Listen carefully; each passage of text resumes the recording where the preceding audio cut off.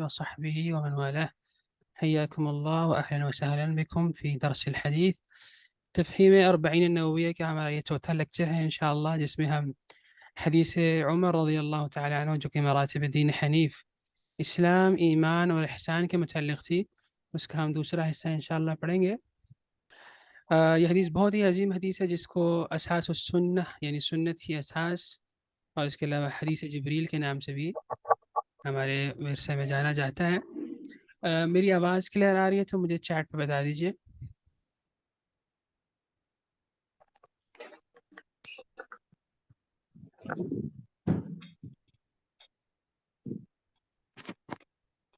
Okay, الحمدللہ۔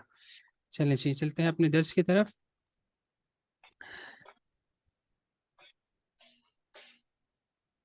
جی، آپ سب کو یاد ہوگا، ہم نے پچھلے درس میں جب پڑھا تھا مراتب دین حنیف، اسلام، ایمان، احسان،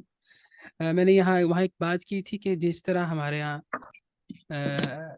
ہم لوگ اپنے ظاہری طور پر ایک دوسرے سے مختلف ہیں، مثلا ہم اپنے قد و کاٹ میں ایک دوسرے سے مختلف ہیں، ہم اپنی زبانوں میں ایک دوسرے سے مختلف ہیں، ہم اپنی رنگت میں ایک دوسرے سے مختلف ہیں، ہم اپنی زبانوں میں ایک دوسرے سے مختلف ہیں۔ اسی طرح ہمارے جو ایمان کے جو لیولز ہیں، مراتب ہیں اللہ رب العزت کی، وہ بھی مختلف ہیں۔ یعنی جس طرح ہمارا ظاہر ایک دوسرے سے مختلف ہے، اسی طرح ہم باطن میں بھی ایک دوسرے سے اللہ رب العزت کے ہاں مختلف ہیں۔ اسلام کا ایک بہت بڑا وسیع دائرہ ہے، جس کے اندر ہر وہ شخص داخل ہوتا ہے جو لا الہ الا اللہ محمد رسول اللہ کا اقرار کرتا ہے، اور وہ مسلم کہلاتا ہے۔ اس کے اندر پھر ایک چھوٹا محدود دائرہ ہے، جس کو ہم ایمان سے ڈکلیئر کرتے ہیں، ایمان کا نام دیتے ہیں۔ وہ ان چیزوں سے تعلق رکھتا ہے جس کا تعلق اسلام کے انسان کے باطنی امور سے ہے، جس کا ہم نے پچھلے درس میں ہم نے پڑھا تھا۔ اور پھر تیسرا ایک بہت ہی محدود ایک سرکل ہے، جو کس کو ہم نے احسان سے تعبیر کیا ہے، اور جس کو حدیث میں بھی احسان کہا گیا۔ وہ انتہائی اسلام کا اعلیٰ درجہ، یعنی دین اسلام میں ہم 3 درجات بناتے ہیں، جس میں اسلام، ایمان اور احسان ہے۔ اسلام کا مطلب سب جانتے ہیں، سپردگی کے ہیں، سبمیشن جس کو ہم انگلش میں کہتے ہیں، اور ہر وہ شخص جو لا الہ الا اللہ کا اقرار کرتا ہے وہ اس کے اندر داخل ہو جاتا ہے۔ مثلا ہمارے سامنے منافقین کا جو گروہ ہے، یعنی دراصل جو لوگ اسلام کا اقرار ہی کرتے ہیں نا، جن لوگوں کو ہم منافقین کہتے ہیں، یعنی جن کا اسلام ظاہری طور پر ہوتا ہے لیکن ان کا باطن ویسا نہیں ہوتا، یعنی ان کے دل میں ایمان نہیں ہوتا، نہ ہی وہ احسان کے اس درجے پہ پہنچتے ہیں۔ خیر وہ تو بہت دور کی بات ہے،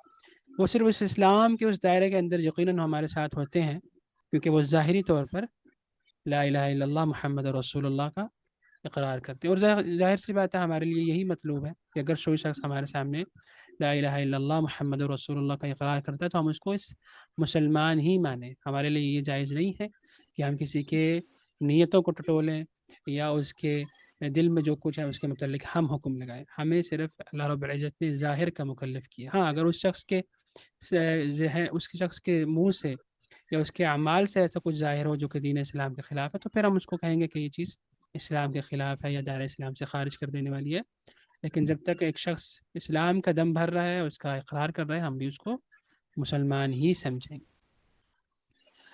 دوسری چیز ہے ہمارے سامنے ایمان تھی، جس کو ہم نے کہا تھا کہ وہ اقوال اور اعمال جو کہ باطنی امور سے تعلق رکھتے ہیں، اس کا ایک مجموعہ ہے۔ اور اس پیرامڈ میں آپ دیکھ رہے ہیں، اسلام سب سے نیچے ہے، پھر ایمان ہے، اور پھر احسان ہے۔ تیسرا درجہ ہمارے پاس احسان ہے، اور احسان کا درجہ ہمارے قرآن کریم میں، سنت نبویہ میں انتہائی اعلیٰ درجے کا حامل ایک درجہ ہے۔ خود اللہ رب العزت قرآن کریم میں فرماتے ہیں حل جزاء الاحسان الا الاحسان، کہ جو شخص احسان کے ساتھ اللہ رب العزت کے سامنے پیش ہوتا ہے، اس کا بدلہ اللہ رب العزت احسان کے ساتھ ہی دیتے ہیں۔ یعنی جو بندہ اپنے رب کی عبادت اور اس کے احکام کو بہترین طریقے سے اپناتا ہے اور اس پر عمل میں لاتا ہے، اللہ رب العزت بھی اس کا درجہ، اس کا جو رتبہ ہے وہ بڑھائیں گے، اور اس کو اس کا صلہ بہترین طریقے سے دیں گے۔ اس طرح اللہ تعالیٰ فرماتے ہیں سورہ یونس میں للذین احسنوا الحسنى وزیادہ، یعنی جو لوگ احسان سے کام لیتے ہیں، یعنی اپنے دین میں انتہائی پرفیکشن دکھاتے ہیں، ان کے لیے کیا ہے؟ الحسنى، اور ان کے لیے حسنہ ہے اور زیادہ ہے۔ اور اس کی حدیث میں اللہ کے نبی صلی اللہ علیہ وسلم نے خود اس آیت کی تفسیر میں فرمایا کہ الحسنہ سے مراد جنت ہے، اور زیادہ سے کیا مراد ہے؟ زیادہ سے مراد اللہ رب العزت کا چہرہ جو ہم دیکھیں گے جنت کے اندر، وہ مراد ہے۔ یعنی جو لوگ احسان کے ساتھ اللہ رب العزت کے ہاں سامنے پیش ہوں گے، ان کے لیے دو انعامات ہیں، ایک جنت ہے حسنہ، جس سے حسنہ سے تعبیر کیا گیا ہے، اور دوسرا زیادہ، اس کو اللہ کے نبی صلی اللہ علیہ وسلم نے فرمایا کہ یہ اللہ رب العزت کے چہرے کی طرف جو مومنین دیکھیں گے جنت میں، وہ مراد ہے، وہ نعمت مراد ہے۔ اللہ تعالیٰ ہمیں بھی اس نعمت سے بہرہ مند فرمائے۔ سو اس پیرامڈ سے ہمیں یہ معلوم ہوتا ہے، اور اس حدیث سے بھی، کہ ہر مسلمان، ہر مؤمن مسلمان ہے، اور ہر محسن یقیناً مؤمن بھی ہے اور مسلم بھی ہے، لیکن ہر مسلمان مومن یا ایمان یا احسان کے درجے پہ نہیں پہنچتا، جیسے ہم نے آپ کے سامنے منافقین کی مثال رکھی کہ وہ لوگ اس اسلام کے دائرے پہ یقیناً ہوتے ہیں، لیکن ضروری نہیں ہے، اور یقیناً وہ ایمان اور احسان کے درجے پہ نہیں پہنچتے۔ اور ہمارے لیے ہر ایک کے ساتھ احسان مطلوب ہے، صرف اپنی ذات کے ساتھ احسان مطلوب نہیں ہے، بلکہ ہر ایک کے ساتھ احسان مطلوب ہے، اپنی ذات بھی، اور جو ہمارے سامنے جو لوگ ہمارے ارد گرد ہیں ان کے ساتھ بھی احسان کرنا یہ ہمارے لیے مطلوب ہے۔ اور ہر عبادت میں بھی ہمارے ساتھ انسان کو احسان مطلوب ہے، اللہ رب العزت کو ہم سے احسان ہی مطلوب ہے۔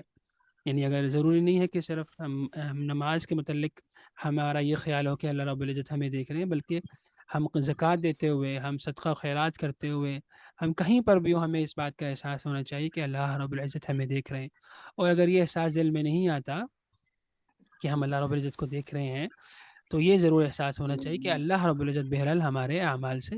مطلع ہے۔ ہم نے عرض کیا تھا کہ قرآن کریم میں اور دین اسلام میں، خاص کر اس حدیث میں، حدیث جبریل میں، اسلام اور ایمان کو دو الگ حیثیت میں بیان کیا گیا، یعنی جہاں جہاں اسلام اور ایمان ساتھ آتے ہیں وہاں دونوں کا مطلب مختلف ہوتا ہے۔ جیسے کہ اس آیت میں اللہ تعالیٰ فرماتے ہیں سورہ حجرات کی، قالت الاعراب آمنا قل لم تؤمنوا ولكن قولوا اسلمنا۔ بدوی لوگ، یعنی گاؤں کے رہنے والے لوگ، یعنی جو مدینہ کے آس پاس رہتے تھے، وہ آپ صلی اللہ علیہ وسلم کے پاس آئے، انہوں نے کہا کہ ہم ایمان لے آئے ہیں۔ اللہ رب العزت نے اس پر آیت نازل فرمائی کہ جو لوگ یہ کہتے ہیں تمہارے آس پاس رہنے والے بدو کہ آمنا، کہ ایمان لے آئے، ان سے کہہ دیجئے اے رسول صلی اللہ علیہ وسلم، قولوا اسلمنا، کہ یہ کہو کہ نہیں نہیں، ابھی ہم اسلام لے کر آئے ہیں، ولما يدخل الايمان في قلوبكم، ابھی ایمان تو تمہارے دلوں میں داخل ہی نہیں ہوا۔ یعنی اسلام بہرحال تم لے آئے ہو، لیکن ایمان کی اس درجے پہ پہنچنے میں انسان کو، یقیناً ایک مسلمان کو وقت لگتا ہے، اس کے لیے محنت درکار ہے، اس کے لیے رب العزت، اس کے نبی کریم صلی اللہ علیہ وسلم کی اطاعت کا وہ جذبہ درکار ہے جو ہونا چاہیے۔ اس طرح اللہ تعالیٰ فرماتے ہیں سورہ احزاب میں، ان المسلمین والمسلمات والمؤمنین والمؤمنات، یہاں بھی اللہ رب العزت نے مسلمان کو ایک الگ حیثیت سے ڈیفائن کیا، مومنین کو الگ حیثیت سے، کہ بلا شبہ مسلمین اور مسلمان عورتیں اور مسلمان عورتیں، مسلمان مرد اور مسلمان عورتیں، اور مومن مرد اور مومن عورتیں، اور اس طرح اور بہت سارے مومنین کی صفات گنوا کے اللہ تعالیٰ آخر میں ارشاد فرماتے ہیں، اعد اللہ لهم مغفرۃ واجرا عظیما، کہ اللہ رب العزت نے ان سب کے لیے مغفرت اور اجر عظیم کا وعدہ کر رکھا ہے۔ یہ تو آیا تھا ہمارا ایک ریویژن۔ اس حدیث میں چوتھا سوال جو حضرت جبریل علیہ السلام نے اللہ کے نبی صلی اللہ علیہ وسلم نے سے پوچھا وہ تھا کہ قیامت کب برپا ہوگی، متی الساعہ، قیامت کب آئے گی، جس کے جواب میں اللہ کے نبی صلی اللہ علیہ وسلم نے ارشاد فرمایا تھا، ما المسؤول عنها بأعلم من السائل، کہ جواب دینے والا، یعنی اللہ کے نبی صلی اللہ علیہ وسلم، سوال کرنے والے سے زیادہ علم نہیں رکھتے۔ یعنی جو سوال کر رہے تھے حضرت جبریل علیہ السلام، اور نبی کریم صلی اللہ علیہ وسلم جواب دے رہے تھے، اللہ کے نبی صلی اللہ علیہ وسلم کے کہنے کا مطلب یہ تھا کہ اس معاملے میں ہم دونوں برابر ہیں، اس معاملے میں ہمارا علم دونوں کا برابر ہے۔ اللہ رب العزت نے یہ ان چیزوں میں سے ہے جس کا علم اللہ رب العزت نے اپنے پاس رکھا ہے، کسی کو بھی نہیں بتایا۔ یہاں یہ بات ذہن میں رکھیں کہ قرآن کریم میں یا اللہ کے نبی صلی اللہ علیہ وسلم نے جو قیامت کی نشانیاں بیان فرمائی ہیں وہ دو قسم کی ہوتی ہیں، ایک ہے جو بڑی بڑی نشانیاں ہیں، اور ایک ہے جو چھوٹی چھوٹی نشانیوں سے ہم اس کو ڈیفائن کرتے ہیں۔ ان میں سے کچھ ظاہر ہو چکی ہیں، کچھ ہونے والی ہیں، کچھ بالکل اینڈ میں ظاہر ہوں گی قرب قیامت میں، کچھ اللہ کے نبی صلی اللہ علیہ وسلم کی بعثت کے بعد سے ہی ظاہر ہونا شروع ہو گئی۔ مثلا خود اللہ کے نبی صلی اللہ علیہ وسلم کی بعثت کا ہونا، یعنی آپ صلی اللہ علیہ وسلم کا نبی بن کر اس دنیا میں آنا، یہ بھی بہرحال ایک قیامت کی نشانی ہی تھی. یعنی آپ صلی اللہ علیہ وسلم نے آخری نبی بن کر آنا تھا، اس کے بعد یقیناً پھر قیامت آنی ہے. اس طرح اللہ کے نبی صلی اللہ علیہ وسلم کی وفات کا ہو جانا، یہ بھی قیامت کی بہرحال ایک نشانیوں میں سے تھی، کیونکہ آپ صلی اللہ علیہ وسلم کے ہوتے ہوئے دجال نے نہیں آنا تھا. تو اس کے بعد ظاہر سی بات ہے دجال نے بھی آنا ہے، یاجوج و ماجوج کا خروج ہونا ہے، مہدی اور اسی طرح عیسیٰ علیہ السلام کا ظہور ہونا ہے، اور اس طرح بہت ساری اور بھی ایسی ہمارے سامنے قرآن کریم اور سنت نبویہ میں کچھ مثالیں اور نشانیاں موجود ہیں جو کہ ابھی ہونا باقی ہیں. اچھا، اس بارے میں پھر اللہ کے نبی صلی اللہ علیہ وسلم سے پوچھا گیا کہ آپ ہمیں بڑی بڑی نشانیاں بتلا دیجئے. یعنی جبریل علیہ السلام نے جب یہ سوال کیا تھا کہ مجھے نہیں معلوم، تو اس کے بارے میں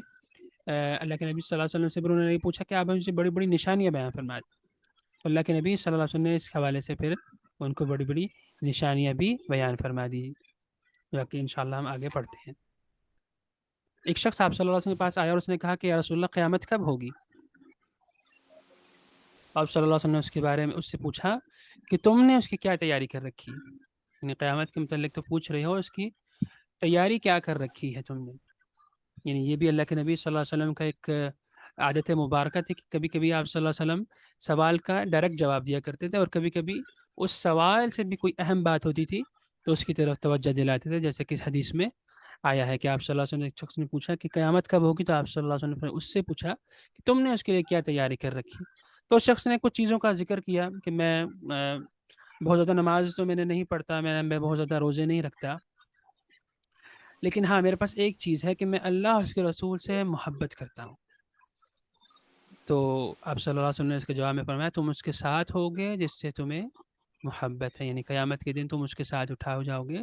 جس کے ساتھ تم محبت کرتے ہو. جناب انس رضی اللہ تعالیٰ عنہ اس حدیث کے راوی وہ فرماتے ہیں کہ اسلام قبول کرنے کے بعد ہمیں نبی کریم صلی اللہ علیہ وسلم کے اس ارشاد سے بڑھ کر اور کسی بات نے اتنی خوشی ہمیں نہیں دی جتنی اس صلی اللہ علیہ وسلم کے ارشاد نے دی کہ تم اس کے ساتھ ہوگے جس سے تم کو محبت ہوگی. آگے حضرت انس فرماتے ہیں کہ میں اللہ اور اس کے رسول سے اور ابو بکر سے اور عمر سے محبت کرتا ہوں، اور مجھے امید ہے کہ میں ان کے ساتھ ہی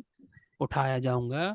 ہر چند یعنی اگرچہ کہ میں نے ان کی طرح کے اعمال نہیں کیے، لیکن مجھے اپنی اس محبت کی بنا پر امید ہے کہ اللہ تعالیٰ میرا حشر بھی ان کے ساتھ فرمائیں گے قیامت کے دن. اور ہم بھی یہ سمجھتے ہیں اللہ تعالیٰ ہمیں بھی ان سب کی محبت نصیب فرمائے اور ہمارا خاتمہ ایمان پر فرمائے، اور قیامت کے دن ہمیں ان سب بڑی بڑی ہستیوں کے ساتھ اٹھائے. آمین یا رب العالمین. اگر قیامت کی بڑی بڑی نشانیاں جن کی طرف اللہ کے نبی صلی اللہ علیہ وسلم نے ارشاد فرمایا، آپ فرمایا کہ پہلی علامت یہ ہے کہ لونڈی اپنی مالکہ کو جنم دے گی، اور دوسری ارشاد فرمایا کہ تم دیکھو گے کہ ننگے پاؤں ننگے بدن محتاج بکریاں چرانے والے اونچی اونچی عمارتیں بنانے میں ایک دوسرے کے ساتھ مقابلہ کر رہے ہوں گے. یعنی یہ کچھ نشانیاں جو آپ صلی اللہ علیہ وسلم نے اس حدیث میں بیان فرمائی، یعنی بہت ساری ایسی نشانیاں ہیں جو دوسری حدیث میں بھی بیان فرمائی ہیں. اس پہلی نشانی سے کیا مراد ہے کہ لونڈی اپنی مالکہ کو جنم دے گی؟ اہل علم میں اس حوالے سے بہت کچھ لکھا ہے، لیکن اس میں جو صحیح ترین اور عام فہم بات یہ ہے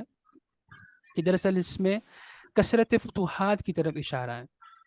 وہ کیسے؟ وہ ایسے کہ جب بہت زیادہ فتوحات ہوتی ہیں، ظاہر سے بتائے مسلمانوں کے لشکر جب پھیلے مختلف دنیا کے علاقوں میں، تو انہوں نے بہت ساری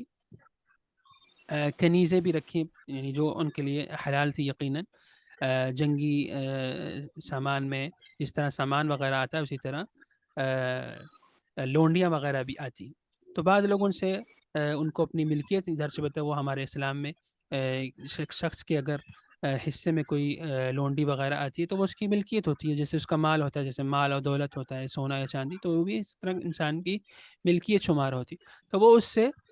شادی کر لیا کرتے تھے، اس سے بہرحال ان کی پھر اولاد ہوتی تھی. تو وہ بعض اوقات پھر وہی اولاد جو ہے وہ بعد میں بڑی ہو کے کوئی رئیس شخص بن جاتا تھا، یا وہ کسی علاقے کا سربراہ ہو جاتا تھا، یا وہ کسی لشکر کا سربراہ ہو جاتا. تو اس سے آپ صلی اللہ علیہ وسلم کی یہ مراد تھی کہ ایسا ہوگا آنے والے وقتوں میں کہ لونڈی جو ہے وہ اپنے مالک کو جنم دے گی. گویا وہ ایک طرح کا اس کا مالک ہی ہوتا ہے، جس سے شخص جس عورت کے پیٹ سے وہ پیدا ہوتا ہے، بعد میں وہ اسی کا ایک قسم کا مالک شمار ہوتا ہے، کیونکہ وہ اس مالک کے بیٹا ہی ہوتا ہے۔ اس طرح آپ صلی اللہ علیہ وسلم نے ارشاد فرمایا کہ تم دیکھو گے کہ ننگے پاؤں، ننگے بدن، محتاج اشخاص، بکریاں چرانے والے اونچی اونچی عمارتیں بنانے میں ایک دوسرے سے مقابلہ کر رہے ہوں گے۔ اس نشانی میں اللہ کے نبی صلی اللہ علیہ وسلم نے نمود و نمائش، مال و دولت کی حرص، دنیا پرستی، اس کی طرف اشارہ کیا کہ لوگوں کے اندر یہ بہت زیادہ آ جائے گی اور لوگ زیادہ ایک دوسرے سے اوپر فخر کرنے والے بن جائیں گے اپنے مال و دولت کی وجہ سے، کہ میری عمارت جو ہے وہ زیادہ بڑی ہو جائے، میرا جو ہے گھر وہ زیادہ بڑا ہو جائے۔ اور یہ چیز یقیناً ہمارے ماحول میں، ہمارے معاشرے میں ہم دیکھتے ہیں کہ یہ چیز موجود ہے، کہ لوگ بڑی بڑی عمارتیں، بڑے بڑے برج اور بڑی بڑے ٹاورز بنانے میں ایک دوسرے سے مقابلہ کر رہے ہوتے ہیں، اور یہ چاہتے ہیں کہ ہمارا سب سے بڑا ہو اور ہمارا جو ہے وہ دنیا میں واہ واہ ہو۔ تو اسی طرح اللہ کے نبی صلی اللہ علیہ وسلم نے ارشاد فرمایا کہ یہ چیز بلا شبہ نمود و نمائش اور مال و دولت کی حرص کی وجہ سے انسان کے اندر آتی ہے، کہ وہ دوسرے کے اوپر اپنے آپ کو بڑا دکھانا چاہتا ہے، اور اس طرح بے دریغ پیسہ خرچ کرتا ہے اور بے دریغ مال و دولت کی اس کے اندر حرص بڑھتی ہے۔ اسی طرح پھر وہ اپنے دین سے دور ہوتا چلا جاتا ہے اور دنیا کی لالچ اور رغبت اس کو اپنی طرف کھینچ لیتی ہے، جس کی وجہ سے اس کا ایمان خطرے میں مبتلا ہو جاتا ہے۔ اس حدیث میں نمود و نمائش کی جیسے کہ مذمت کی گئی ہے، لیکن پہلی جو ہمارے پاس علامت ہے اس کے اندر فتوحات کی طرف جو اشارہ ہے اس کی مذمت نہیں کی گئی، بلکہ ایک کونی امر بیان فرمایا، یعنی ایسا ہوگا اس کی طرف اشارہ فرمایا اللہ کے نبی صلی اللہ علیہ وسلم نے۔ اس حدیث میں ہم نے کیا سیکھا ہے آج؟ الحمدللہ ہم نے بہت سارے فوائد اس سے سیکھے۔ پہلی چیز ہم سب سے بڑا فائدہ اس میں یہ تھا کہ دین جو ہے وہ سیکھنے کی چیز ہے، یعنی جس طرح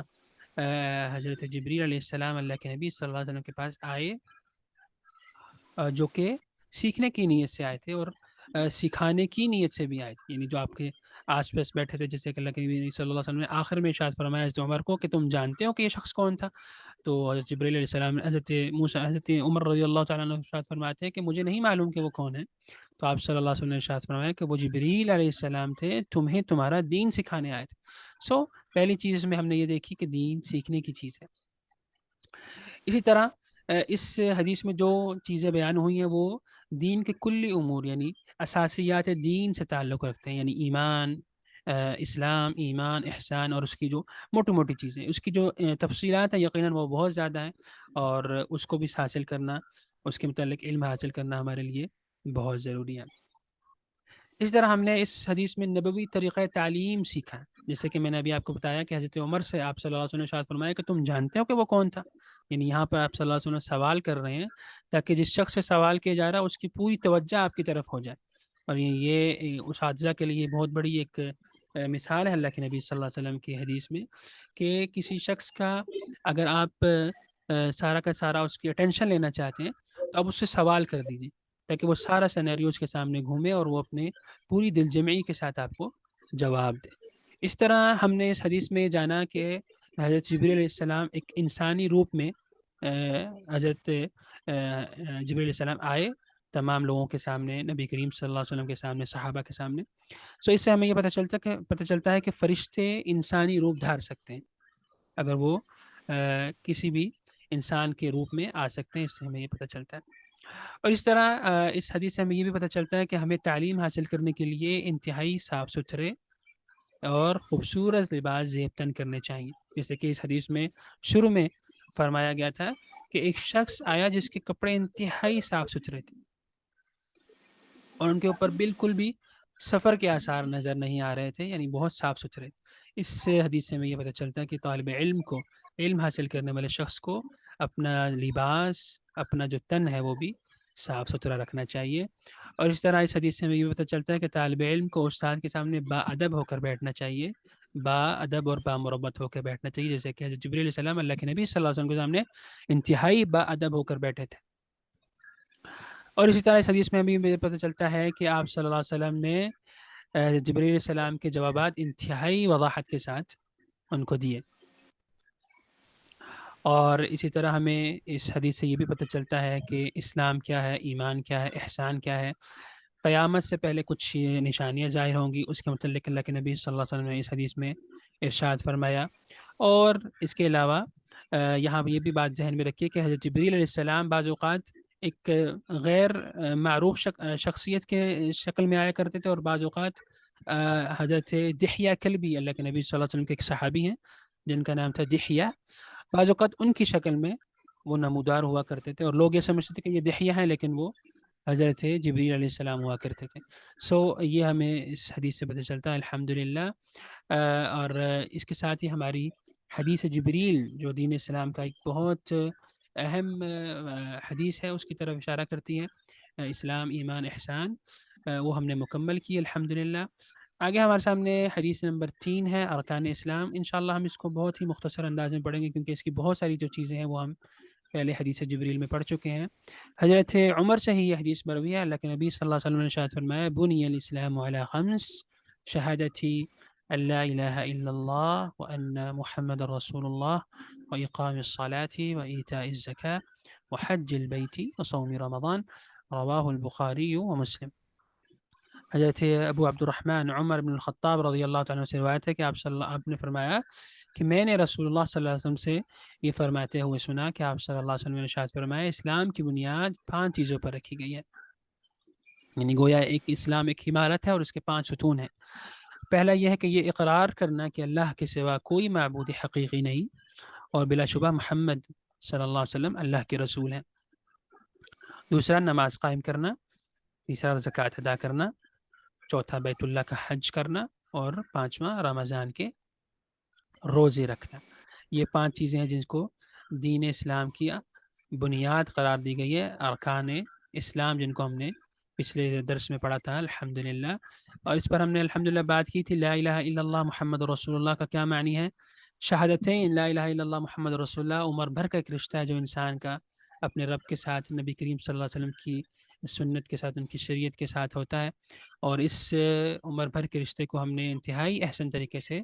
ادا کرنا ہے. نماز ہمارے پر دن میں 5 مرتبہ فرض کی گئی ہے، اور نماز ایک ایسی چیز ہے جس کے متعلق قرآن و سنت میں بہت زیادہ اہمیت وارد ہوئی ہے، اس کی بہت زیادہ تاکید وارد ہوئی ہے.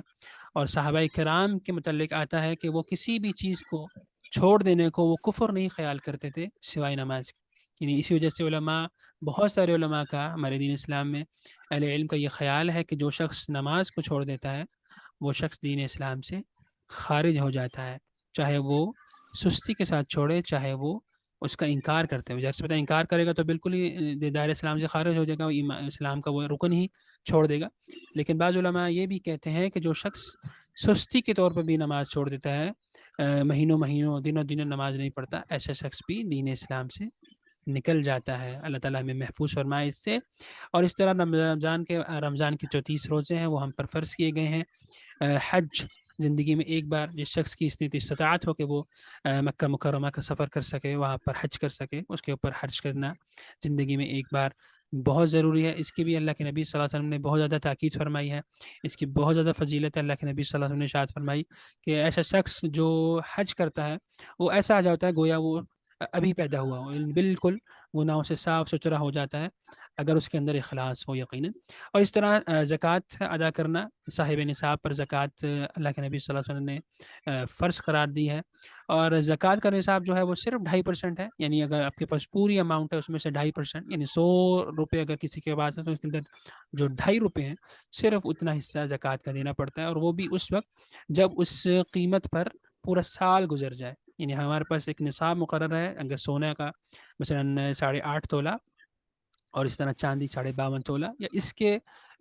برابر جو رقم انسان کے پاس ہو اگر، اور اس پر سال گزر جائے، اس کے بعد اس پر زکوٰۃ دینا فرض ہو جاتا ہے. اگر وہ سال کے اندر ختم ہو جاتی ہے، یعنی وہ اماؤنٹ خرچ ہو جاتی ہے، وہ کم ہو جاتی ہے، اس پر سال نہیں گزرتا، تو زکوٰۃ ادا نہیں کرنی ہوگی، بلکہ جب وہ اس پر سال دوبارہ مکمل ہوگا تو ہی انسان کو زکوٰۃ دینی ہوگی.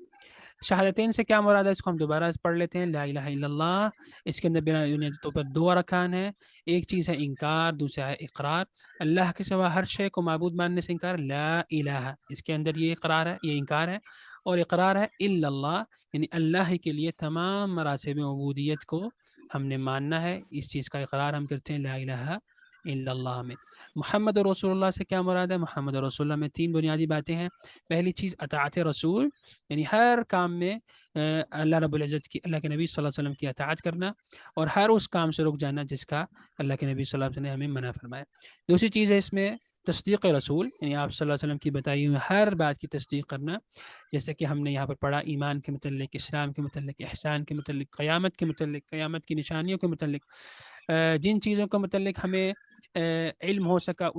ان پر بھی ایمان لانا، جن چیزوں کی ماہیت کو، جن چیزوں کی